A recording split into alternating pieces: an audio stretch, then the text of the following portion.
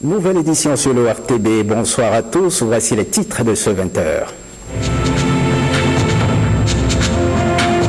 Le gouvernement ouvre le chantier de sa politique nationale sur l'emploi. Les grands axes du document élaboré dans ce cadre seront parcourus par les acteurs impliqués dans la gestion de l'emploi au Bénin.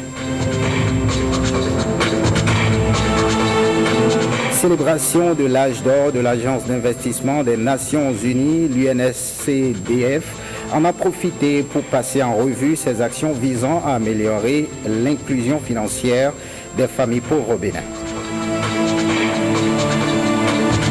Et puis la fête de la Ganie, un événement culturel du peuple Batonou du Bénin a démarré aujourd'hui. Une course épique a été organisée à cet effet pour mettre en valeur le cheval.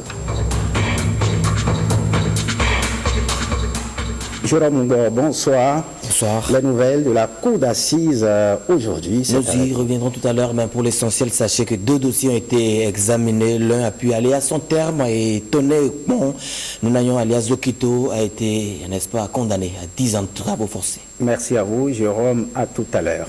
Quelques jours seulement après la quinzaine de l'emploi, le gouvernement, à travers le ministère du Travail, ouvre le chantier de validation de sa politique nationale sur l'emploi. Les grands axes des documents élaborés à l'aide des experts du BIT seront parcourus au cours de l'atelier qui se tient à l'Infosec. La rencontre a réuni tous les acteurs impliqués à divers niveaux dans la gestion de l'emploi au Bénin. Emmanuel Sebo, Ismaël Hossinou, Ramatoulawani.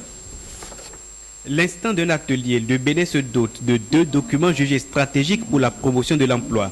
Il s'agit de la politique nationale de l'emploi assortie du plan national d'action pour l'emploi 2017-2021. Les experts commis ont revu les paradigmes de l'emploi au Bénin et proposent à l'horizon 2021 la création de 500 000 emplois. Si la validation des documents représente l'enjeu de ces assises, la réflexion doit permettre d'établir la passerelle entre ces politiques et le programme d'action du gouvernement, a insisté Mathis Adidiatou à l'ouverture de la rencontre. Les investissements massifs programmés dans le programme d'action du gouvernement, le partenariat public-privé et les projets de travaux à haute intensité de main-d'œuvre, les programmes de préinsertion ou d'auto-emploi sont à considérer aussi bien dans leur mise en œuvre que leur suivi-évaluation. Le taux de sous-emploi des jeunes est passé de 50% en 2011 à 70% en 2013. Ces chiffres illustrent les échecs des politiques jusque-là mises en œuvre au Bénin. Même la croissance économique de 7% obtenue en 2013 n'a pas suffi à infléchir cette courbe croissante. L'agenda pour le développement durable à l'horizon 2030, adopté par les dirigeants du monde rassemblés lors d'un sommet spécial des Nations Unies du 25 au 27 septembre 2015 à New York, offre une occasion unique d'intégrer l'emploi dans les stratégies globales de développement durable. Cet ensemble de décisions encourage l'OIT à poursuivre son assistance technique aux pays membres qui le demandent. Ces 2 documents de politique sur l'emploi constituent le pivot des changements structurels à mettre en place pour relever le défi de l'emploi de sorte à réduire significativement le taux de chômage.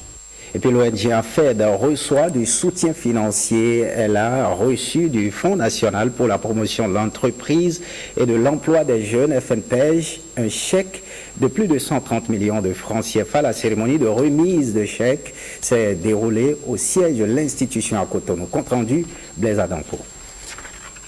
Signature de paraphe, remise de chèque, le FNPEJ, Fonds national de promotion de l'entreprise et de l'emploi des jeunes, promeut l'entrepreneuriat.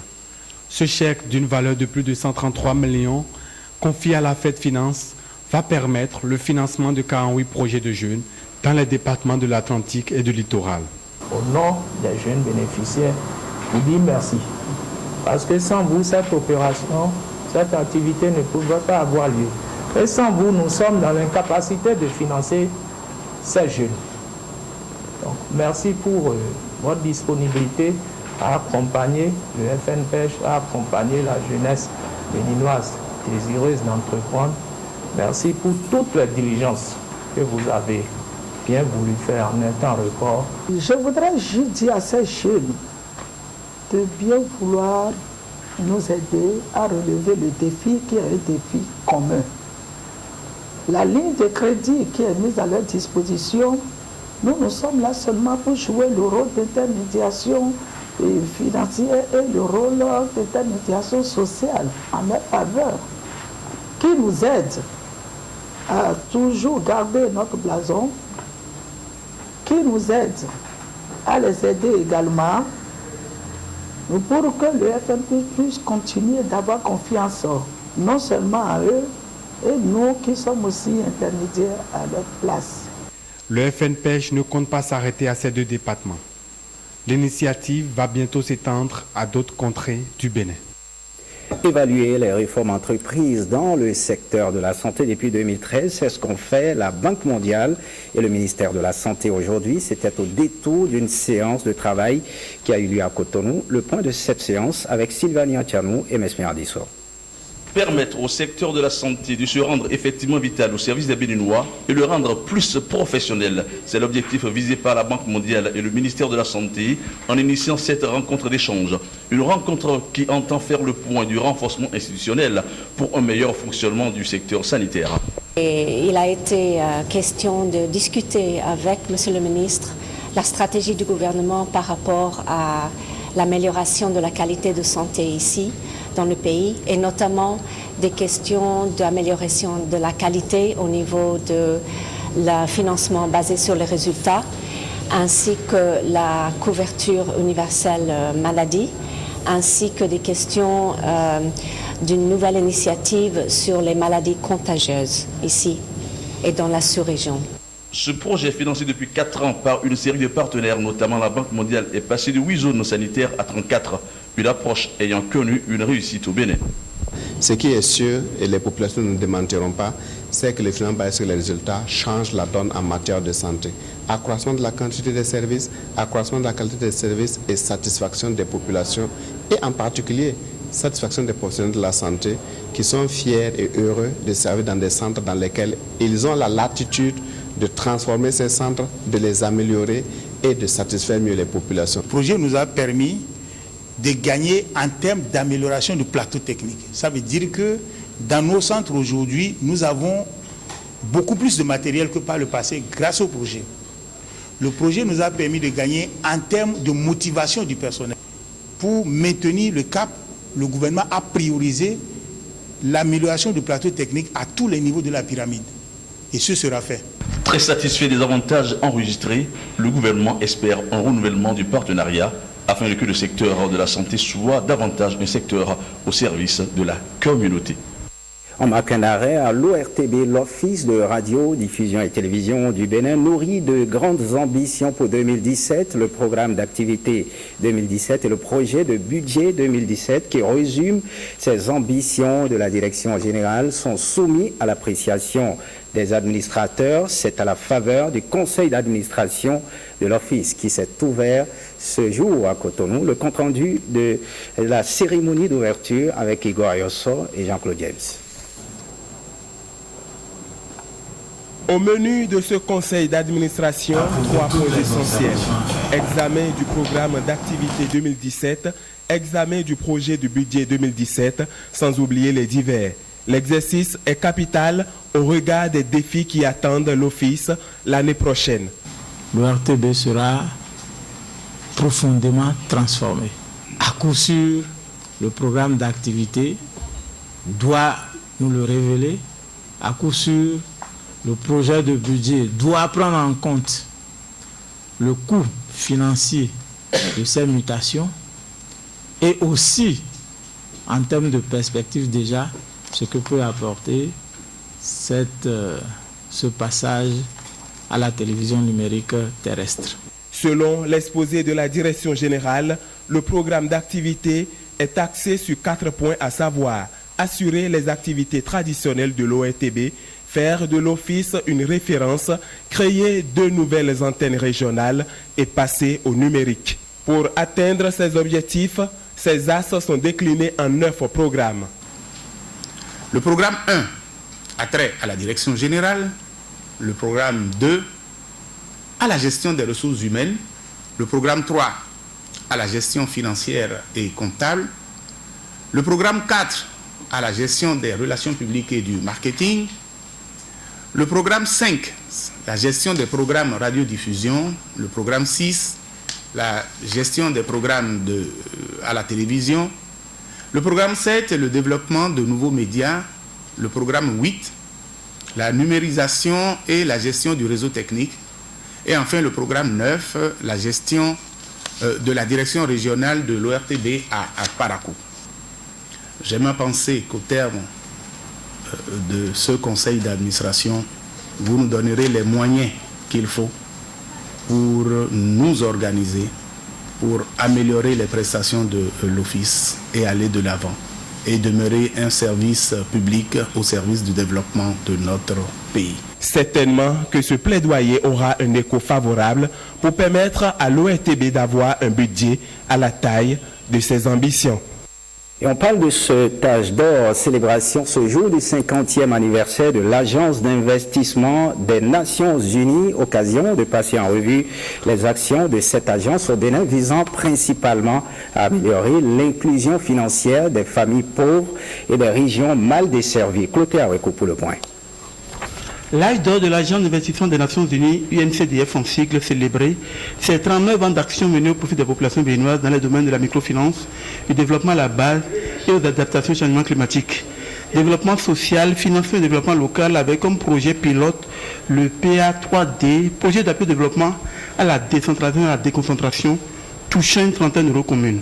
UNCDF a par exemple cofinancé avec le Programme des Nations Unies pour le développement et le Fonds belge de survie, le projet d'appui au développement communal et aux initiatives locales dans le Borgou, qui est devenu une référence par ses apports de fonds mis à la disposition de 7 communes du Borgou pour lutter contre la pauvreté à l'échelle locale sur la période 2003-2008 à hauteur de plus de 5 millions de dollars.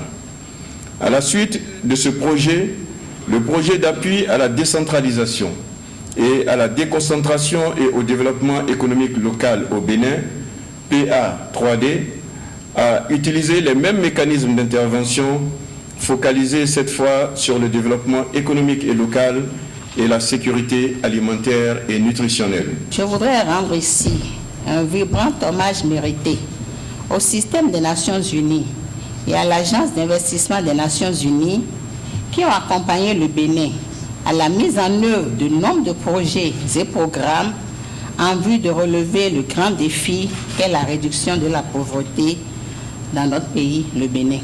UNCDF travaille aussi à la formulation d'un programme de développement territorial durable en vue de créer les conditions favorables pour une dynamisation de l'économie locale, la réduction de la pauvreté, l'amélioration de la sécurité alimentaire et de la résilience climatique, en particulier pour les groupes vulnérables, notamment les jeunes et les femmes, à travers une approche territoriale intégrée et la mise en place de mécanismes innovants et durables de financement.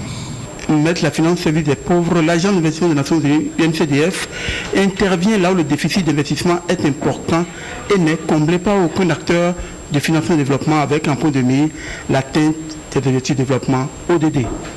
Direction le septentrion du Bénin, rentrée judiciaire à la cour d'appel de Parakou. Les animateurs de la juridiction réunis autour du ministre de la Justice, garde des Sceaux, ont sacrifié à cette tradition judiciaire.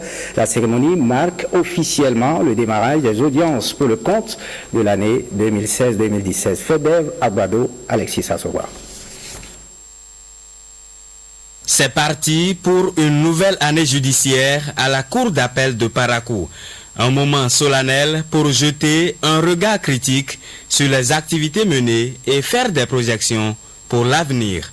Quelle réforme pour quelle justice? C'est la thématique développée au cours de cette cérémonie. On constate curieusement que les magistrats du parquet reçoivent parfois à l'entame et au cours des enquêtes des instructions de la chancellerie visant à conduire la procédure dans un sens ou dans un autre.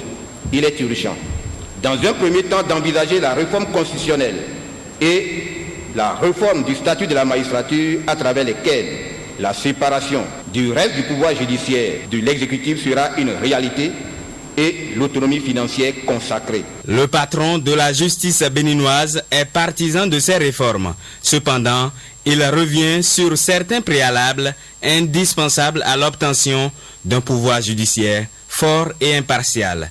Quand on a déterminé l'objectif, quand on a déterminé les finalités, il faut en déterminer les moyens et donc les solutions de réforme. L'objectif, la finalité, c'est d'avoir des services judiciaires de qualité. C'est d'avoir des juges qui sont très bien formés. C'est faire en sorte qu'il y ait au sein de l'État un pouvoir judiciaire qui protège les citoyens.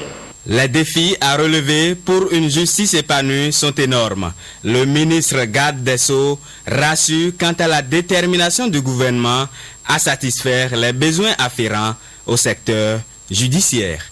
Et puis à la Cour d'appel de Cotonou ce mardi, 2 dossiers ont été enrôlés, mais le premier, l'accusé, a brillé par son absence.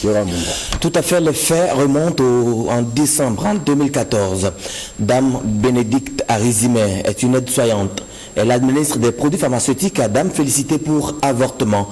Elle lui porte également des coups et blessures volontaires ayant entraîné la mort sans l'intention de la donner. Ces faits sont prévus et punis par les articles 307 et 309 alinéa 4 du Code pénal. Lors de l'instruction, elle bénéficie d'une liberté provisoire, mais depuis lors, elle est introuvable. Son audience est reportée à une autre session. Plusieurs présidents de la séance, Aboudou Ramanouali, greffier, Alain Kakpo, ministère public, Christian Ataï. Le 12e dossier porte l'infraction, coup mortel, violence et voie de fait. Seul un des 3 accusés s'est présenté. Tout à fait. En 2005, la prison civile de Porto Novo enregistre un prisonnier qui présente des signes de démence et des troubles de comportement. Il s'appelle Claude Niassono. Dans la nuit du 4 au 5 avril, vers 1h du matin, il se met à crier. Exaspéré par ce comportement, le chef bâtiment, Bernard Atiene-Ekmon, lui assène un coup de bâton sur la tête. La victime, Claude Niassono, s'écroule au sol. Le chef bâtiment ordonne au prisonnier Sourou Agossou et Nounayon Tony Ekmon, alias Zokito, de ligoter la victime. Évacué à l'hôpital, Claude Niassono rend l'âme le même jour des suites de ses blessures. Des 3 accusés, comme vous le disiez tantôt, seul le nommé Nounagnon Tonéekmon alias Zokito s'est présenté. La cour a dû procéder par disjonction. Accusé de faits de violence et voies de fait, il les a toutes niées à toutes les étapes de la procédure. Au regard de certains détails, le ministère public demande la requalification de l'infraction en complicité de coup mortel et requiert contre l'accusé la condamnation à 15 ans de travaux forcés. Mais la défense dit ne relever aucune preuve matérielle qui indique que son client est vraiment coupable. Il plaide pour son acquittement. Au finish, c'est à 10 ans de travaux forcés que la Cour condamne l'accusé. Et pour avoir fait près de 15 ans, plutôt 17 ans en détention préventive, Toné Ekmon Nounagnon alias Zokito retrouve sa liberté. La séance est présidée par Jules Chabi Mouka, avec comme greffier Victoire Olabikbo. Face à Marc Robert Dadaglo, qui est l'œil de la société, il y a pour défendre l'accusé, Maître Louis de Campos. Merci Jérôme. 2 dossiers sont inscrits demain. Demain, la Cour se prononce sur le cas du nommé Aboudou Moustapha qui comparaît pour pratique du charlatanisme, escroquerie, et celui de Charles Fadéon pour meurtre, tentative de vol de récolte non détachée du sol. Merci Jérôme Humbo. C'est moi. Un tour à l'école politique. Ils sont au total 34 à avoir reçu la distinction de fin de formation à l'école de politique ce lundi, ici des différents partis politiques de la société civile.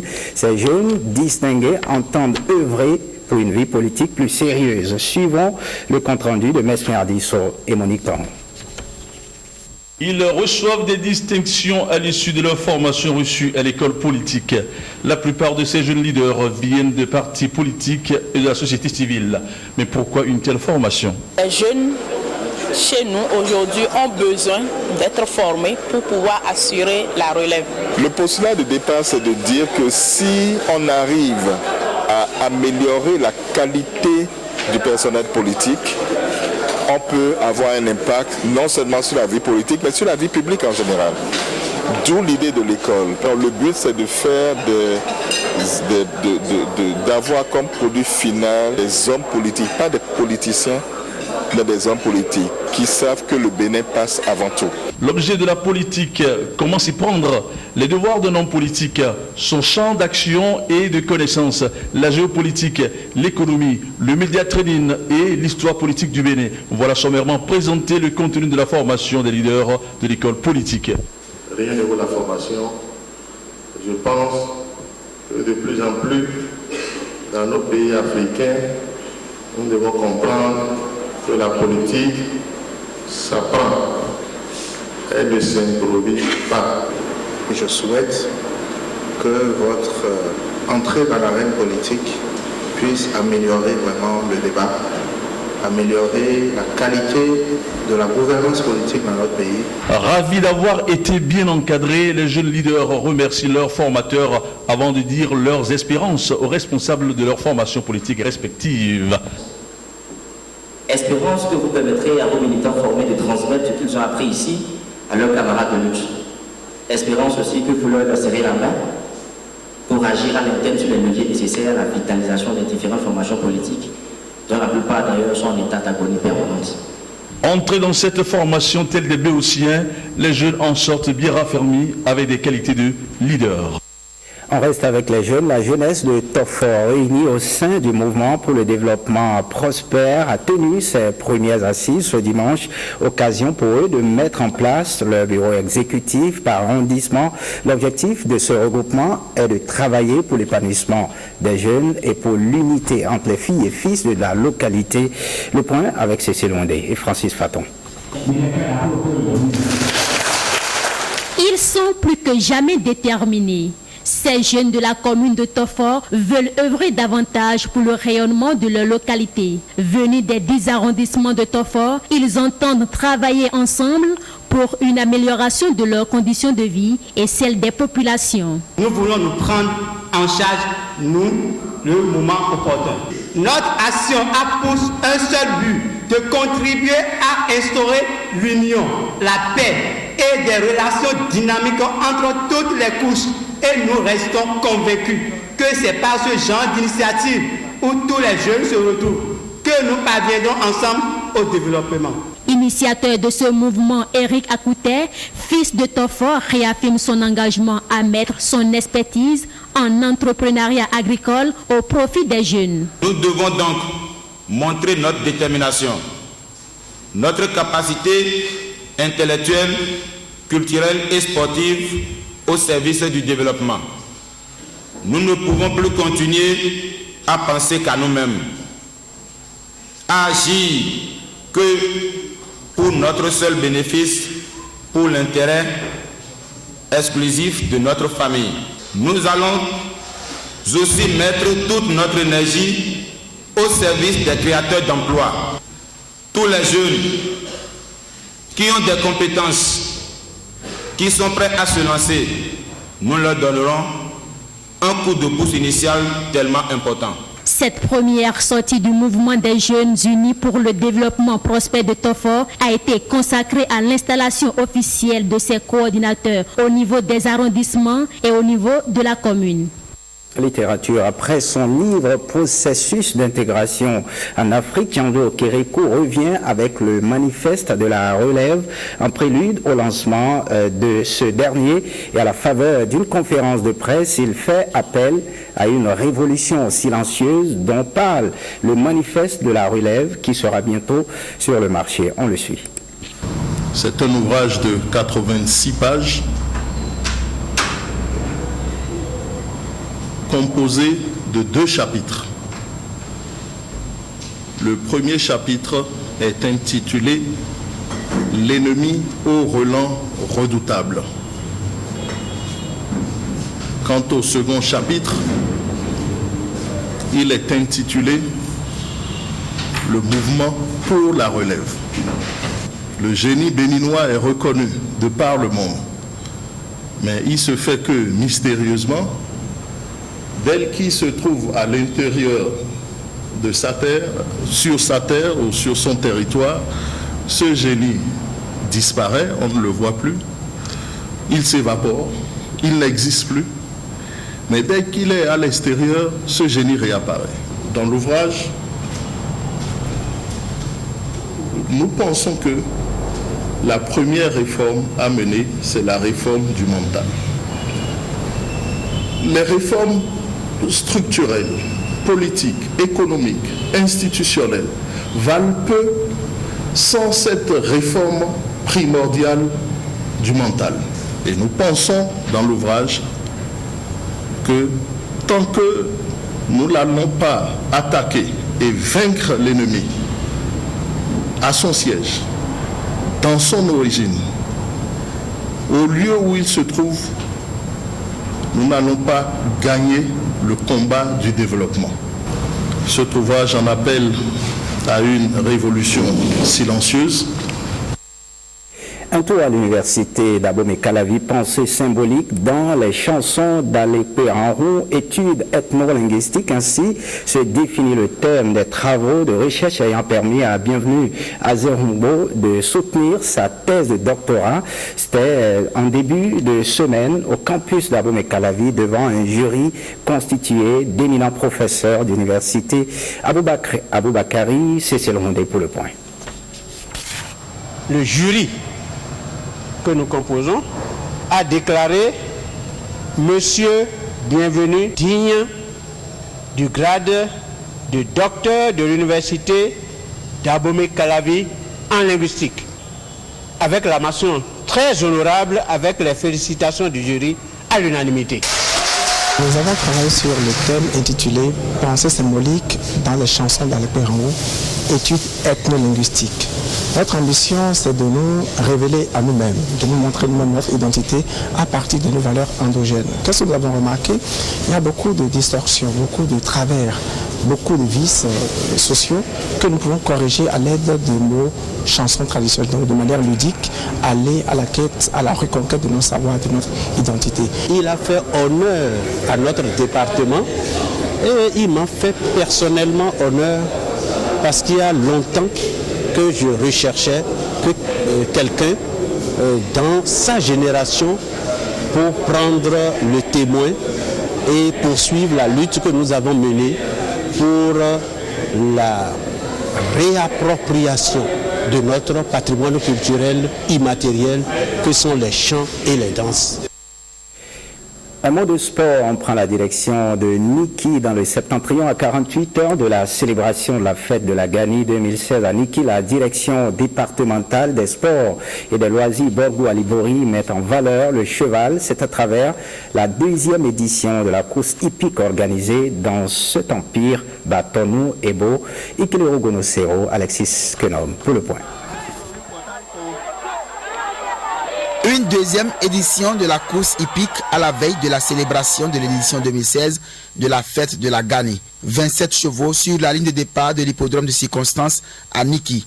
À l'arrivée, un vainqueur, Alassane Gounou, ce dernier coiffe au poteau son adversaire direct sous le Yankwe, classé 2e.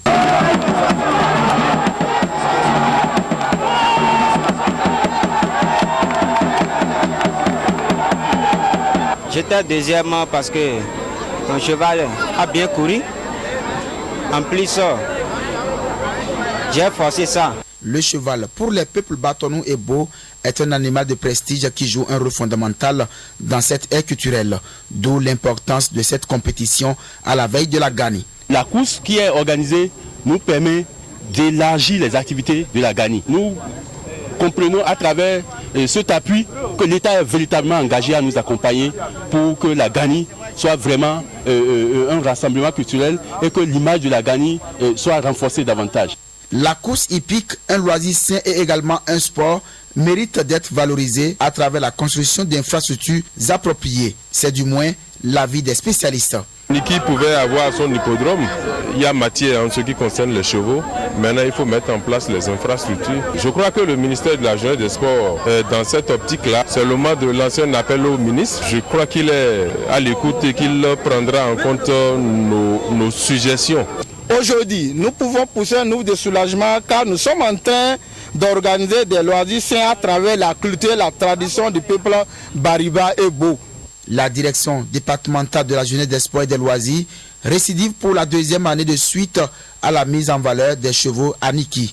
Des actions qui peut-être vont pousser l'État à mettre en place un hippodrome. En tout cas, c'est le vœu des cavaliers de la localité. Et on quitte l'hippodrome de Niki pour parler de la 3e édition de l'Open de Cotonou, qui s'est achevée au tennis club du Stade de l'Amitié Mathieu Kérékou le week-end écoulé par une nouvelle victoire du Béninois Alexis Clébou. Les détails avec Moïse Sassaouan et moi, William Bassabi. Une partie de choc pour couronner l'édition 2016 du tournoi de tennis Open de Cotonou. Face à face, 2 joueurs du circuit international. Le Béninois Alexis Clébou, reconnaissable avec son bandage au genou, classé au 1109e rang mondial, et le franco-togolais Thomas Setoji, classé 1294e mondial. Au terme d'une finale très disputée, la victoire revient à Alexis Clébou qui l'emporte en 2-7, 6-3 et 6-3.